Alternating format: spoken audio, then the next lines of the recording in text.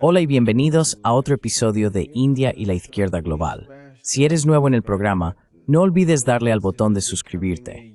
También puedes considerar hacerte miembro de YouTube, apoyar en Patreon o donar una pequeña cantidad usando el enlace en la caja de descripción. Pero como mínimo, puedes ver el programa, darle me gusta, compartirlo y comentar. Permíteme dar la bienvenida a nuestro invitado de esta noche, Larry Johnson. Larry es un comentarista geopolítico estadounidense y exanalista de la Agencia Central de Inteligencia de Estados Unidos. Larry, bienvenido de nuevo a India y la Izquierda Global. Ha pasado un tiempo. Sí, bueno, gracias. Siempre agradezco la oportunidad de hablar contigo. Por supuesto. Empecemos con la propuesta de paz de 28 puntos o de 20 puntos de Estados Unidos a Rusia. ¿Es un paso adelante en el proceso para poner fin al conflicto sobre Ucrania? ¿O es un intento genuino, lleno de obstáculos? ¿O es simplemente un farol puro?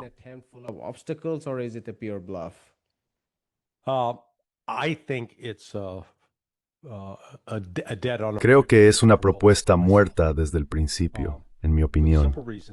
Por la sencilla razón de que tanto si hablamos de la versión de 28 puntos, de la que circulan al menos dos variantes, como si tenemos en cuenta que ayer supimos que en las conversaciones de Ginebra ya se ha reducido a 19 puntos, seguimos sin saber cuáles son esos 19 puntos.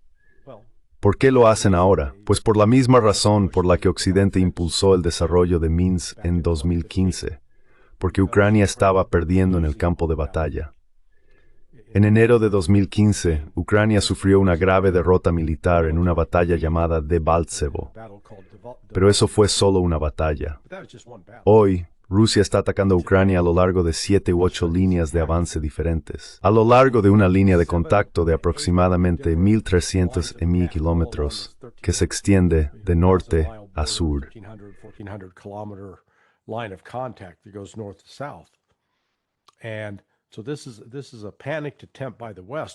Así que este es un intento desesperado de Occidente por intentar que Rusia detenga su ofensiva. El bando occidental se guía por suposiciones falsas, que Rusia está perdiendo demasiados hombres, que su economía está en una situación terrible y que busca una salida. Rusia no está buscando una salida, están ganando. Por tanto, Rusia está dispuesta a negociar el fin de la guerra. Pero una de las cosas de las que se habla es que Rusia se detendrá ahora mismo. Aunque Kherson y Zaporilla sean oficialmente parte de la República Federal de Rusia, son como estados dentro de esa república y Rusia congelará la línea de contacto.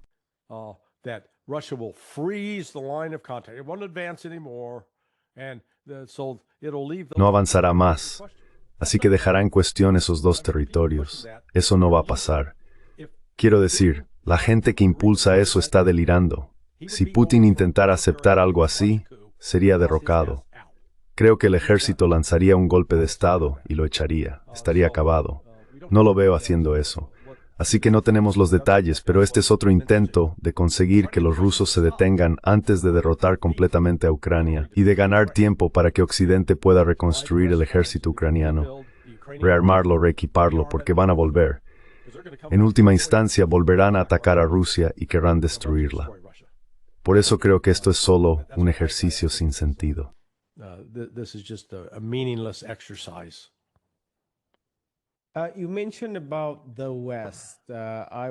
Mencionaste a Occidente. Me pregunto, ¿ves alguna utilidad en hacer una distinción entre Estados Unidos y Europa? Según algunos informes de los medios, parece, o al menos así lo perciben muchos, que la UME está absolutamente empeñada en sabotear todo lo que pueda, mientras que la administración Trump parece tener personas con opiniones diversas.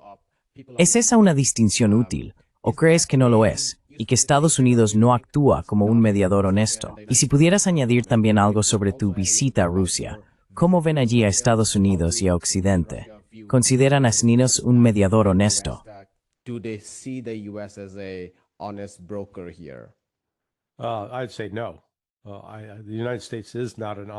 Yo diría que no. Estados Unidos no es en absoluto un mediador honesto. Es el principal protagonista en todo esto. Esta guerra no habría durado tanto de no ser por el apoyo directo de Estados Unidos, tanto financiero como en inteligencia y en el ámbito militar. Así que Estados Unidos, por el hecho de ser una potencia nuclear, es alguien a quien Vladimir Putin y su equipo de seguridad nacional quieren tratar con cautela. No desean provocar una confrontación que pueda escalar y descontrolarse. Preferirían haber restablecido unas relaciones normales con Estados Unidos, como las que existían durante la Guerra Fría.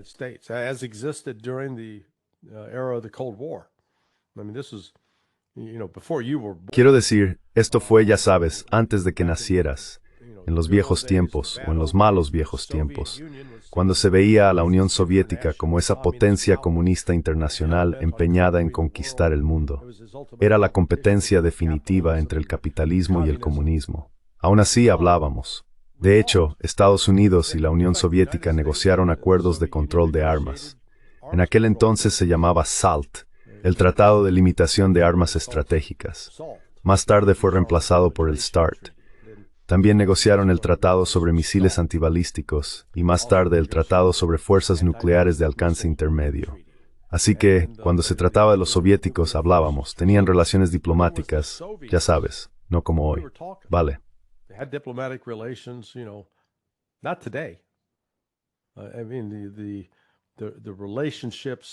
Quiero decir, la relación entre Estados Unidos y Rusia es, como mucho, fría, gélida. No es en absoluto una relación cálida.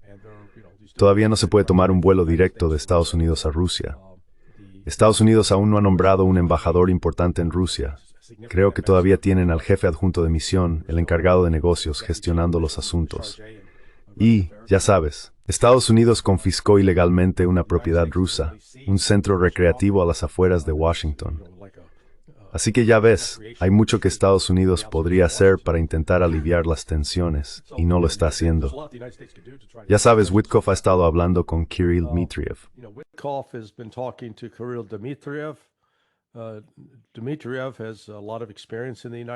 Dmitriev tiene mucha experiencia en Estados Unidos, pero aún así, todo lo que puede hacer es llevar sugerencias al gobierno ruso. No es en absoluto un responsable con poder de decisión. Y ya sabes, creo que la posición rusa sobre varios temas se ha expuesto con mucha claridad. Tengo curiosidad por ver qué significa realmente este acuerdo alcanzado en Ginebra. Francamente, no creo que haya nada a lo que los ucranianos pudieran acceder que fuera aceptable para Rusia. Simplemente no lo veo. Ahora bien, estaré encantado de que se demuestre que me equivoco, pero las exigencias de Rusia son bastante claras, ¿verdad? Ya sabes, a estas alturas, Crimea, Donetsk, Lugansk, Kherson, Zaporizhia, ese es territorio ruso.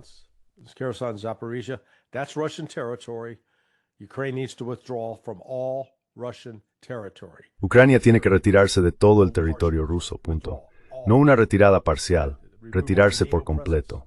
Eliminar toda presencia de la OTAN en Ucrania. Fuera. Y ya sabes, basta. La CIA tendrá que cerrar sus operaciones. Pero mira, esto va más allá de Ucrania. Cuando llegas al Cáucaso, Georgia, Armenia, Azerbaiyán y luego a los distintos Stan, Kazajistán, Tayikistán, Uzbekistán, Estados Unidos sigue llevando a cabo operaciones de inteligencia para subvertir a esos países, para utilizarlos contra Rusia. El objetivo es destruir Rusia. No puedo enfatizarlo lo suficiente. Estados Unidos no es una potencia amiga con respecto a Rusia. Simplemente no lo es.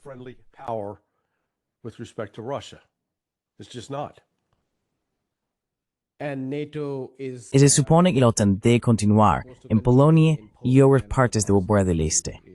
Y ahora tú estás también unido a la OTAN.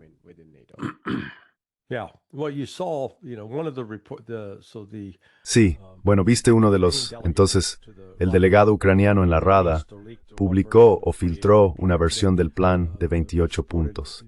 Y luego se informó ayer o anteayer el domingo que la versión europea y la versión informada por Ucrania decían que Ucrania tendría un ejército de 600,000 hombres. Y los europeos dijeron no 800,000. ¿Qué narcótico, qué droga ilegal están fumando o ingiriendo estas personas?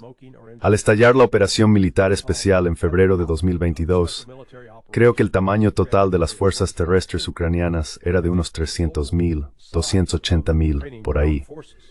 Sí, búscalo para comprobarlo. Pero por lo que recuerdo, no lo era. Yeah, look it up to see, but as I recall, it wasn't. And then when you bring in the reserves, yeah, you might get the reserves up. Y luego cuando incorporas a los reservistas, sí, puede que el total llegue a unos 900,000. Ahora quieren tener un ejército de 600,000 hombres. Eso sería más grande que los ejércitos de Alemania, Francia e Inglaterra juntos. En marzo de 2022, cuando Ucrania y Rusia habían alcanzado un acuerdo provisional para negociar el fin de la guerra, que habría dejado Lugansk y Donetsk bajo control ucraniano, pero con protección especial para la población rusoparlante, acordaron reducir el ejército ucraniano a 85,000. Así que no hay manera de que Rusia vaya a aceptar y diga, sí, claro, dejaremos que Ucrania mantenga un ejército de 600,000 u 800,000 hombres. We'll let Ukraine keep a 600,000 or 800,000 man army. Not going to happen. No va a suceder. Y esa cifra creo que es muy importante, porque cuando estaba leyendo esos puntos, vi esta cláusula. Algo así como que el ejército debería reducirse a 600,000. Y pensé, ¿600,000? Quiero decir, India tiene alrededor de 1,2 millones, y India tiene 1,450 millones de habitantes. Quiero decir, Ucrania tiene 40 millones de habitantes. No, perdona, tengo que corregirte. Antes tenían 43 millones, pero ahora han bajado a 19 millones.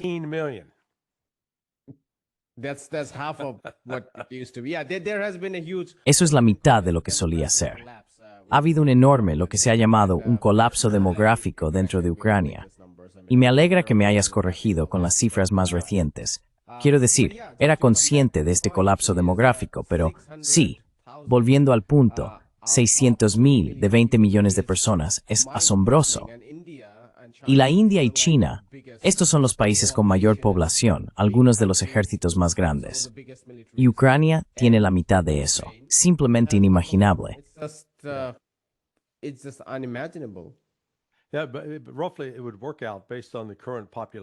Sí, pero aproximadamente, basándonos en el tamaño actual de la población, resultaría que alrededor del 5% de la población total estaría en el ejército. Es una cifra increíble. Sabes, obtuve mis datos sobre la población de una conversación que tuve en Moscú con el ex primer ministro de Ucrania, Azarov es su nombre. Y el señor Azarov dijo que cuando la Unión Soviética se derrumbó en 1991, Ucrania tenía una población de unos 52 o 53 millones. Luego, cuando asumió el cargo en 2010, había bajado a unos 43 millones. Pero dijo que hoy son 19 millones. Ahora bien, de esos 19 millones o de los anteriores 43 millones, aproximadamente unos 2 millones son bajas de combate. Están muertos o heridos e incapaces de volver a luchar.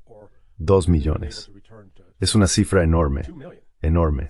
Así que, una vez más, toda esta negociación se ha motivado porque Ucrania está perdiendo en el campo de batalla y Occidente intenta salvarla.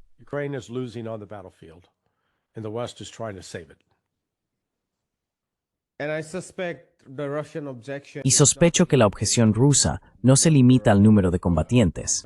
También debería incluir los misiles balísticos y todos los demás sistemas de armas que Occidente está ofreciendo a Ucrania. Quiero decir, la propuesta en sí no menciona ninguno de esos aspectos en detalle, al menos no en las partes filtradas que he leído.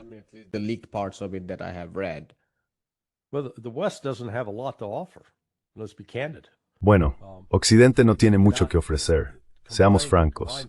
La producción combinada de proyectiles de artillería ni siquiera iguala a la de Rusia. No pueden mantenerse al mismo nivel en ese aspecto. Habló de la posibilidad de usar, bueno, ya sabes, los llaman misiles de largo alcance. No son misiles de largo alcance, son misiles de alcance intermedio. Y podrían usar potencialmente el Taurus. La preocupación es que si introducen el misil de crucero Tomahawk, este puede llevar una ojiva nuclear, lo que los planificadores rusos tendrían que tener en cuenta.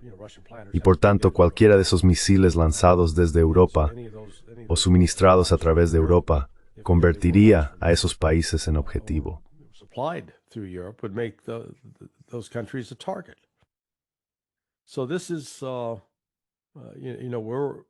Así que esto es, Ya sabes, estamos entrando en la fase final de la guerra en Ucrania. Hay algunos que de forma insensata creen que pueden continuar así un par de años más. No, no será así.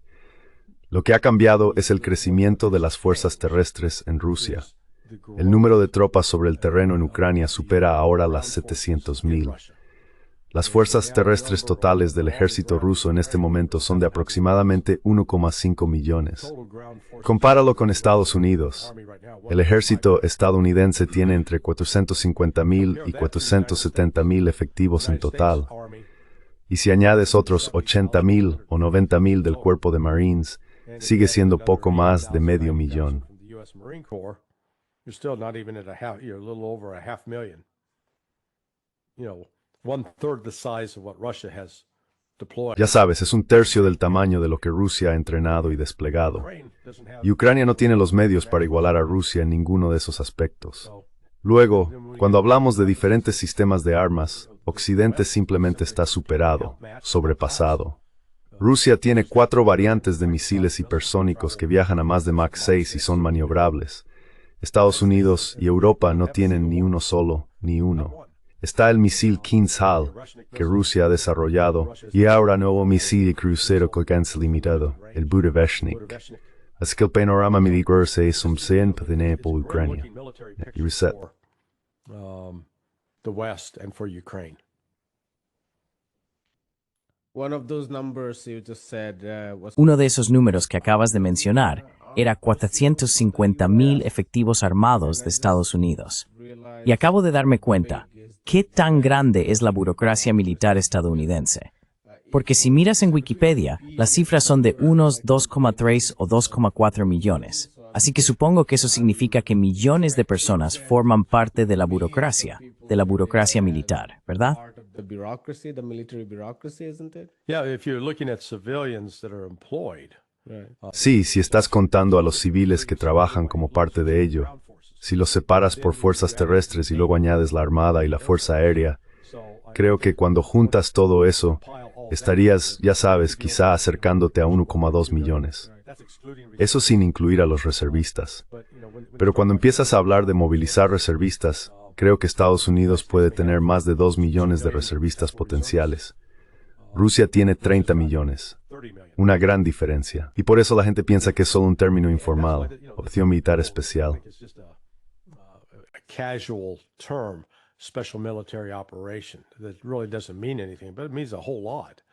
What it means. Eso realmente no significa nada, pero a la vez significa muchísimo. Lo que significa es que Rusia no ha tomado la decisión de movilizarse por completo, porque si hubiera una guerra se movilizarían, lo que quiere decir que llamarían a millones de reservistas y la sociedad se prepararía para la guerra. No es el caso. Ahora mismo, puedes viajar por Moscú o San Petersburgo o por prácticamente cualquier ciudad y no notarías que hay una guerra en curso a menos que fueras a la zona del Donbass. Y no hay presión política sobre Putin para poner fin a la guerra rápidamente. No vi eso y hablé con el Partido Unido, que es el partido de Putin. I spoke to, the United Party, which is Putin's party. They control like 90% of the legislature, the Duma. Controlan alrededor del 90% de la legislatura, la Duma. Pero también hablé con 5 líderes del Partido Comunista, empezando por el principal, Gennady Zyuganov. Y de nuevo, no están agitando para poner fin a la guerra. También hablé con miembros de otro partido de tendencia izquierdista, ¿verdad? Algo. Y otra vez, tampoco están presionando para que termine. Así que ya sabes, Putin no se enfrenta a presión política. No se enfrenta a presión económica para acabar con la guerra. Y desde luego no se enfrenta a presión militar. Estas son las falsas esperanzas de Occidente. Creen que tienen a Putin acorralado, pero no es así.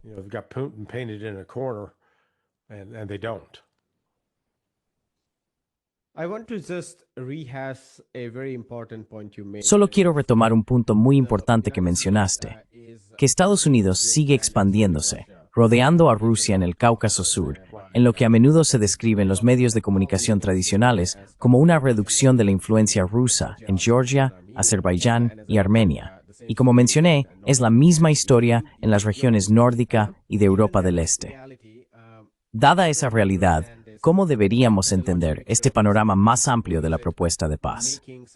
Especie de salida digna ahora que la OTAN ambadilla estamber. Es solo un fuerte en el tiempo. Para forward. ¿Cómo podemos embrace this blank to a path? Like, how does one understand this peace plan? Because part of the New York Times report. Porque parte de los informes del New York Times, y no están siendo muy transparentes obviamente, dicen que han hablado con 40 o 50 funcionarios y demás.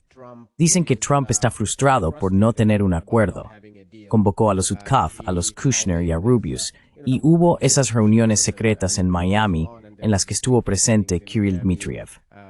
Después vino Rustem Umerov, de Ucrania, que era el asesor de seguridad nacional. Entonces, ¿cómo debemos entender estos acontecimientos? ¿Es solo teatro o, dado el panorama más amplio que acabas de describir, que Estados Unidos no está preparado para retirarse? Rusia lo sabe.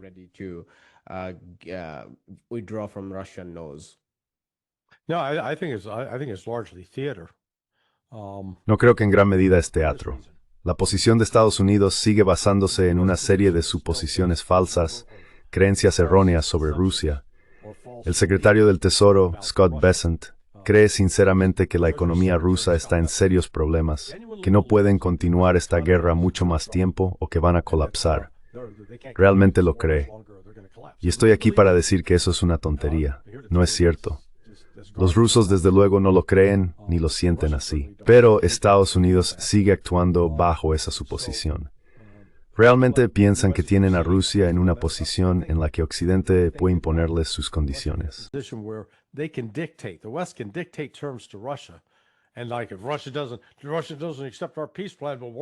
Y si Rusia no acepta nuestro plan de paz, la golpearemos con sanciones. A Rusia no le importa. Ese es el punto que Occidente no logra entender. Una de las voces más destacadas en Rusia en el ámbito político ha sido Sergei Karaganov, y tuve la suerte de pasar 3 días con el señor Karaganov en distintos entornos. Ha sido durante mucho tiempo un defensor de que el futuro de Rusia está en el este, en Asia, en Eurasia, en Siberia, no está en Europa. En el pasado, había voces importantes dentro del gobierno ruso y la sociedad rusa que querían mantener relaciones estrechas con Europa.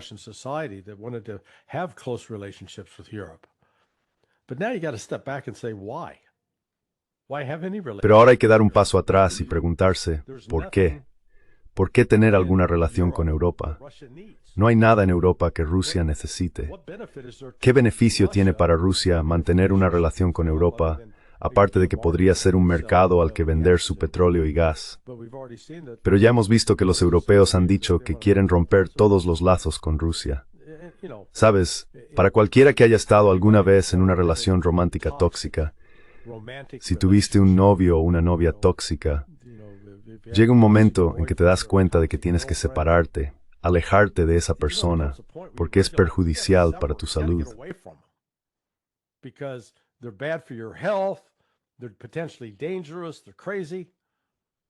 Son potencialmente peligrosos. Están locos. Bueno, eso francamente es como Rusia empezó a ver a Europa, como un antiguo socio tóxico, alguien con quien ya no hay una base de confianza para continuar una relación. Así que no dudo de que quizá el señor Witkoff crea sinceramente que está trabajando en una propuesta de paz seria. Pero ya sabes, el Estado profundo tiene otros objetivos en mente. Esto es solo para ganar tiempo, para hacer que Rusia detenga la ofensiva, para impedir que Rusia derrote militarmente a Ucrania, que humille a la OTAN, y para ganar tiempo para poder reconstruir y empezar todo esto de nuevo. No van a desaparecer. No puedo enfatizarlo lo suficiente. Can't emphasize that enough.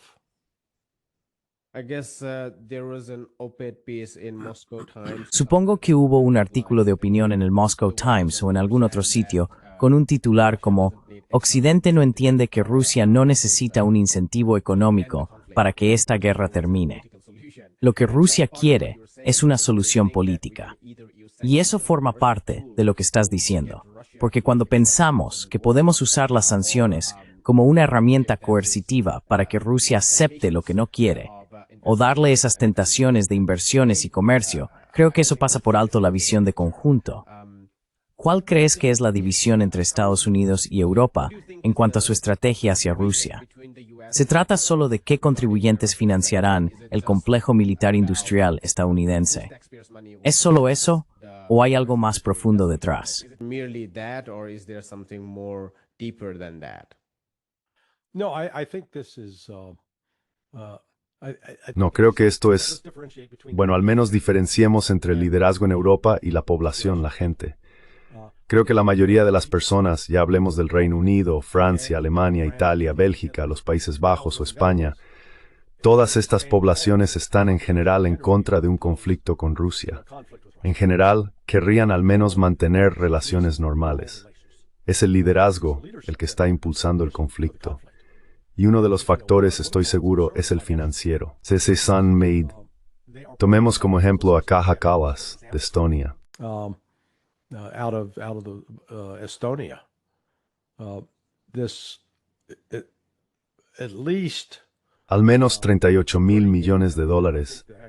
Y creo que la cifra real estaba más cerca de 48,000 millones. No millones, sino miles de millones con B. Han sido robados de los 360,000 millones de dólares en ayuda que Ucrania ha recibido durante los últimos 46 meses.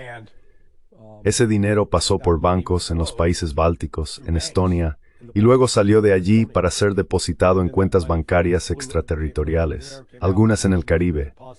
Parte de ese dinero ha acabado en los bolsillos de miembros del Congreso de Estados Unidos, tanto senadores como representantes. También ha llegado a políticos y líderes políticos en Alemania, Francia y el Reino Unido. Así que en realidad ha existido un incentivo financiero para mantener esta guerra, en primer lugar. Incentive to keep this war going, number one. I think number two, the European leaders. Creo que en segundo lugar, los líderes europeos quieren encontrar una manera de mantener a Estados Unidos enganchado, de modo que el país tenga que permanecer en Europa. Porque mientras Estados Unidos esté allí, Europa puede básicamente aprovecharse del gasto estadounidense en defensa. Aunque se comprometan a gastar el 5% de su PIB, la mayoría no está en condiciones de hacerlo en absoluto. Así que, ya sabes, creo que esas son las dos prioridades principales. Han creado este mito de que Rusia es una potencia imperial agresiva, deseosa de conquistar Europa. Rusia solo quiere que la dejen en paz y desearía que los europeos mantuvieran las manos quietas.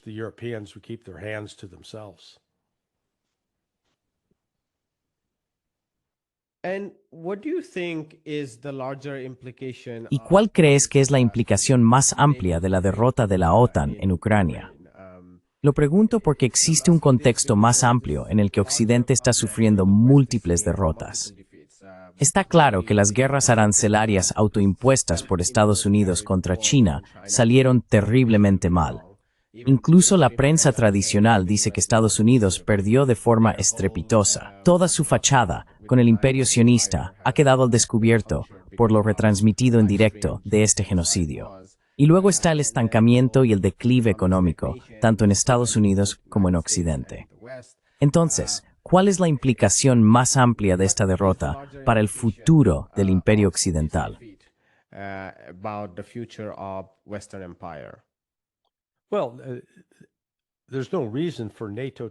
Bueno, no hay ninguna razón para que la OTAN exista.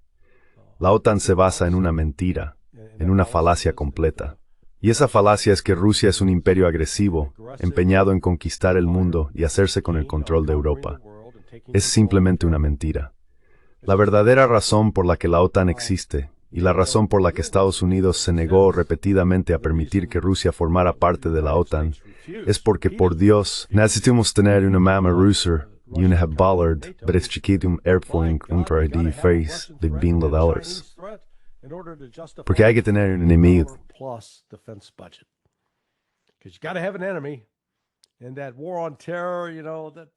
Y esa guerra contra el terrorismo no es un enemigo lo bastante grande como para justificar gastar cientos de miles de millones de dólares en equipo militar inútil, aviones que no funcionan y barcos que ya no son relevantes o que son vulnerables.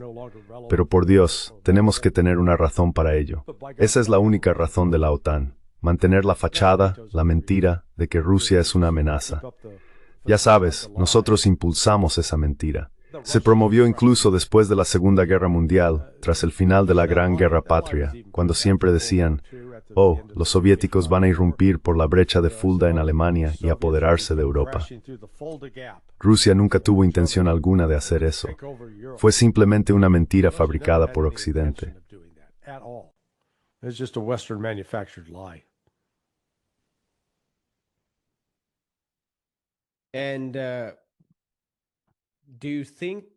¿Y crees que las élites se verían presionadas por la población en Estados Unidos? En todo el espectro político, hay mucho resentimiento por la corrupción dentro del complejo militar industrial, por las relaciones, por cómo el dinero de los contribuyentes acaba en los bolsillos de 4 o 5 contratistas de defensa, por cómo la burocracia se come tanto en comisiones y así sucesivamente. Entonces, dado ese enorme resentimiento entre la población que atraviesa todo el espectro político, ¿crees que eso tendría algún impacto en la máquina de guerra?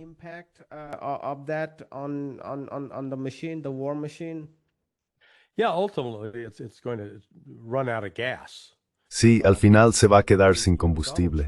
Donald Trump se ha perjudicado gravemente a sí mismo con su base. Ellos votaron, pensaban, por alguien que iba a limpiar la corrupción en Washington.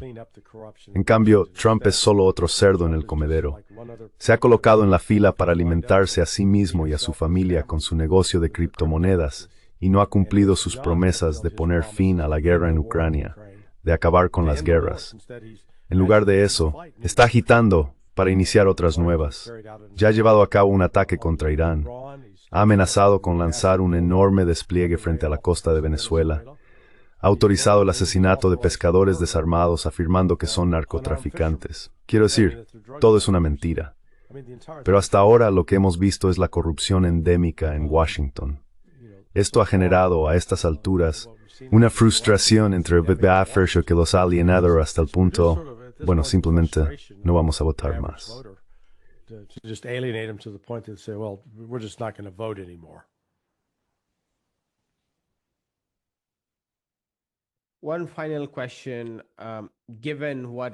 Una última pregunta. Dado lo que ha ocurrido en Ucrania, ¿qué deberían aprender de ello las personas en Taiwán? Lo pregunto porque ha habido una enorme escalada en torno al estrecho de Taiwán. Los chinos son muy claros en que la guerra civil debe terminar, pero tiene que ser en los términos de una sola China. Y toda la escalada japonesa, a instancias de Estados Unidos, o con Estados Unidos impulsando a Taiwán como un Estado independiente, no será tolerada por la República Popular China. ¿Cuáles son las lecciones para la gente de Taiwán, o mejor dicho, para el liderazgo en Taiwán, en particular el DPP? ¿Qué lecciones hay, dado lo que hemos visto en Ucrania? No confíes en Occidente. Don't trust the West. Don't trust the United States. Don't believe in the promises. No confíes en Estados Unidos. No creas en sus promesas. Nunca las cumplen. Ya sabes. Cuando oigas la expresión, oye, te cubrimos las espaldas, yo me preocuparía por lo que estén haciendo a mis espaldas. Estados Unidos se comprometió hace 53 años con China a reconocer que existía una sola China y que Taiwán no era un país separado e independiente, sino que formaba parte de China. Ahora fingimos que no hicimos ese acuerdo. Pues sí lo hicimos, y China va a insistir, no va a China la fuerza militar Taiwán. No lo necesitarán. A través de su poder económico, recuperarán Taiwán. Así. They will retake Taiwan. I see that.